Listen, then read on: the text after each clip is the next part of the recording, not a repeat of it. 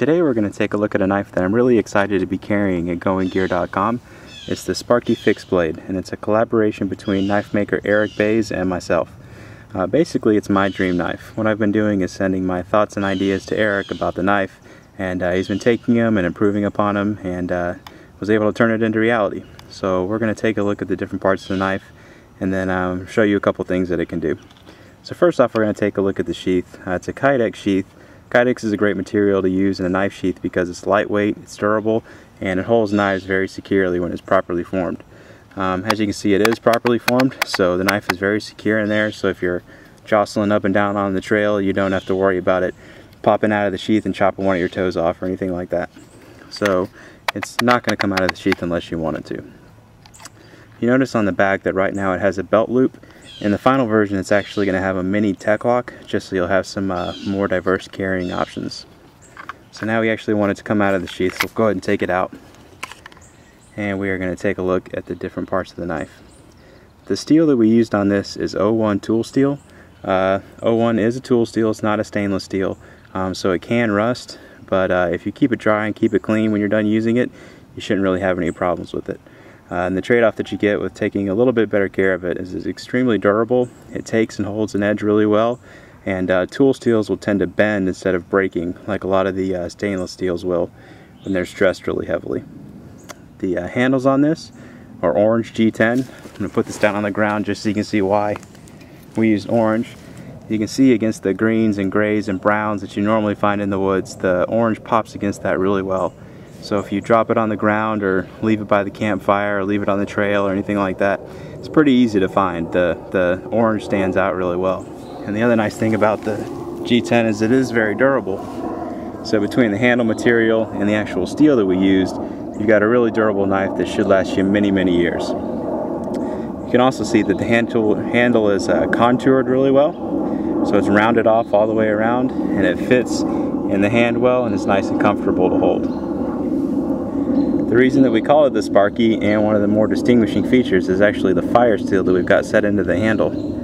If you can see right down there, there's actually a set screw that is in the actual handle of the fire steel that twists into a little notch on the knife to hold it in place, so it won't come out when you pull on it. So we're just going to twist that to the side so we can pull it out. Even when you have it inserted in there, it's not going to fall out. The tube that we have the fire steel set into is the exact diameter of the fire steel itself when it's brand new, so it holds it pretty snugly. The other nice thing about the set screw on the fire steel handle is that you can actually remove the set screw and then remove the fire steel. So if you ever want to replace the fire steel, or if in the future we offer a sharpening rod or anything like that, you can actually remove the fire steel and then replace it if you want to. We've also got a lanyard hole here on the end, and you'll see the edges of the handle are a little squared off right now.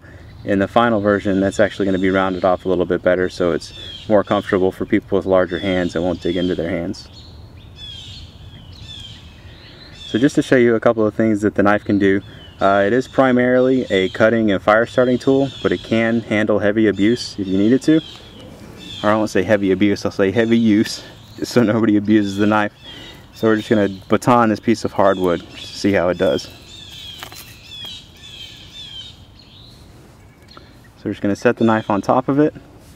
We're going to grab this other log and use it as a baton and just kind of knock it down in there.